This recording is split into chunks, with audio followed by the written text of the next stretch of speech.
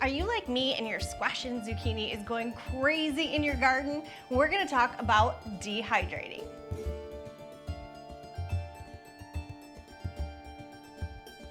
Now, if you're like me, we have canned a lot already. We've done peach butter and a whole bunch of different tomato sauces. We've made our own pickles out of our cucumbers, and I've made tons of zoodles out of the zucchini. But what could you do to preserve your squash and your zucchini and other fruits and vegetables that you're growing in your garden?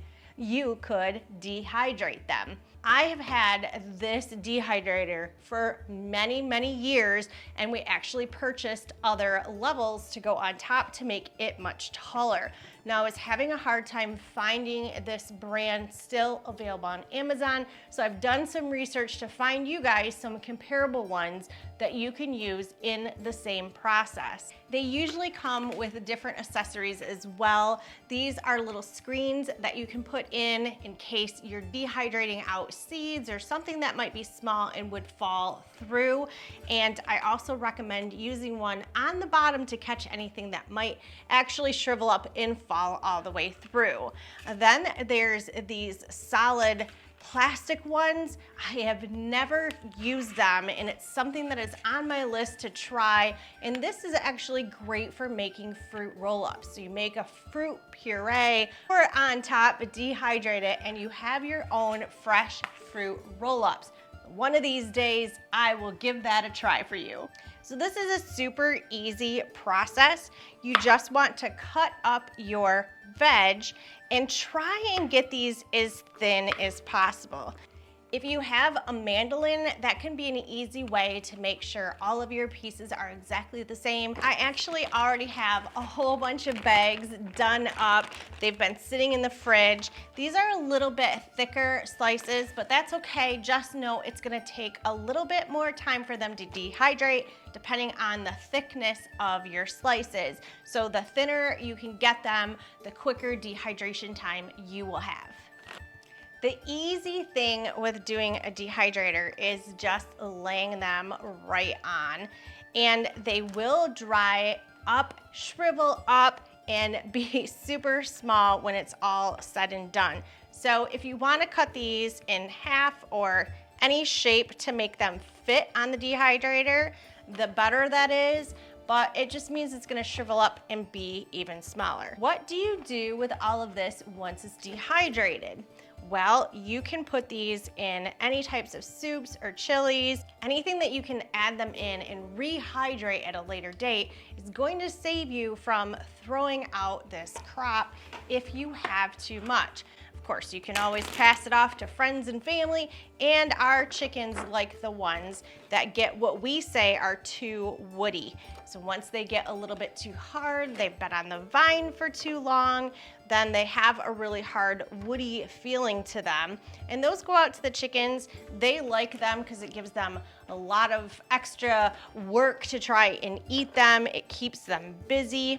Also, if some of our squash or zucchini is not good and it's gone bad and it's rotted out on the vine, then another thing that we like to do is put it into a food processor, blend it all up, and we feed it to the worms.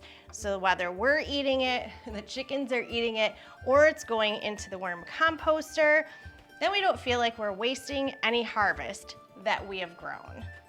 Another thing that we actually like to dehydrate is our green and purple bell peppers, or whatever color you're growing. These are, again, really, really good in soups, and this will just make them last a lot longer than having them rot in your refrigerator. We just do them in strips. Once they're dehydrated, you could break them into smaller pieces.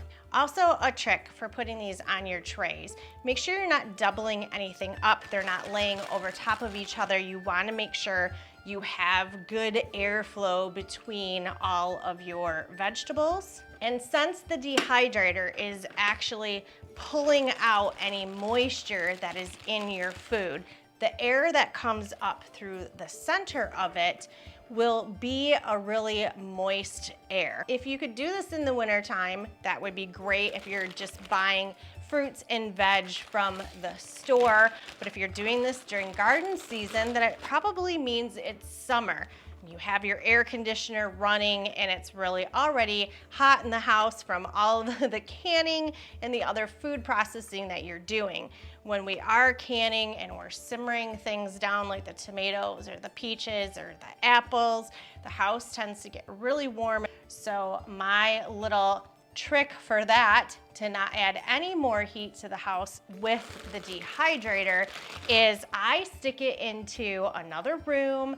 You could put it in a basement if you have a cooler basement. You could stick it into a guest room if you have one, or someplace where you can shut the door and let it do its thing, and then it's just heating up that room and it's not heating up the entire house. Because I have all the hydroponics, I don't want to get too hot in the room. The humidity is great for them, but I try and control any of the temperature in the room that I possibly can.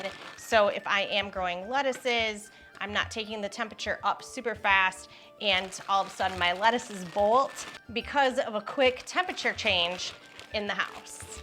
Now this is the base unit or the heating element of your dehydrator. Make sure you are not washing this, you're not submerging it. Obviously, this is where the electrical mechanisms are with your dehydrator.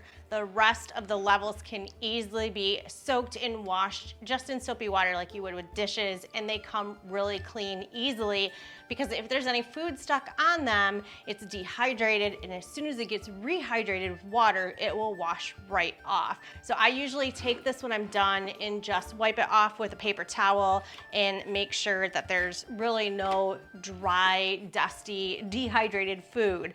But if you have one of these, you can place this on the bottom and it does help catch any extras that might get too small and fall through.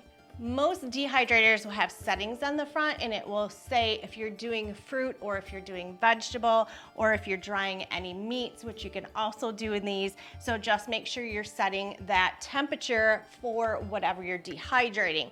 Now, I wish I could tell you a perfect time and say it just takes 3 hours, but it really depends on how thick you have cut your vegetables, how many levels you're going up. If you're only doing 2 or 3, it's gonna be quicker than if you take it and stack it all the way up.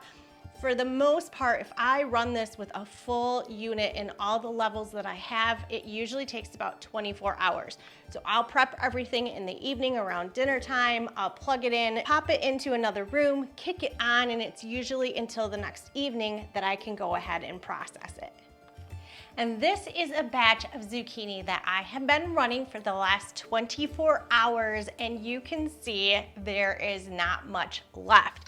You really want them to be a dry, crunchy sound to them, almost like a potato chip.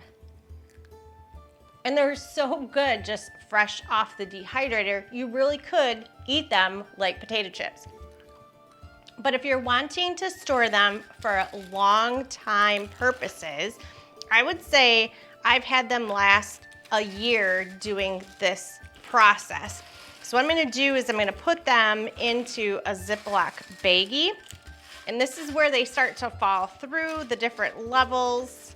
So you will make a little bit of a mess, but when don't we make a mess when we're processing all of our garden foods? Some of them will be stuck to your trays, so just be aware of that you might have to kind of break them off a little bit.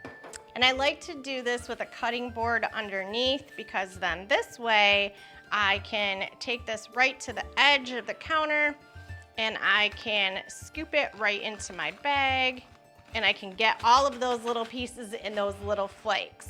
Now what you're gonna wanna do with your Ziploc is seal it about 3/4 of the way, and I push out as much air as I possibly can. So you're almost vacuum sealing it, and then it's nice and tight. Now I take this and I put it into the inside door of the refrigerator. I think the inside door is the best place. It doesn't seem to pick up any moisture. Then the next time you're ready to make a chili, a soup, a stew, you can go ahead and grab one of these and drop them in. Now you're probably wondering, really, Angie, do they last that long? These apple chips have been in my refrigerator since last apple season, so probably about a year almost. They're still crunchy, they still taste like apples, and they make a perfect snack.